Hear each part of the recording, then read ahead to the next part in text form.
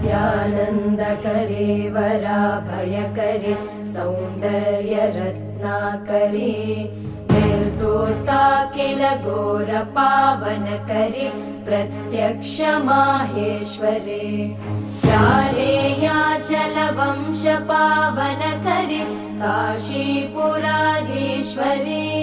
भिक्षां देहि कृपावलम्बनकरे मातान्नपूर्णेश्वरे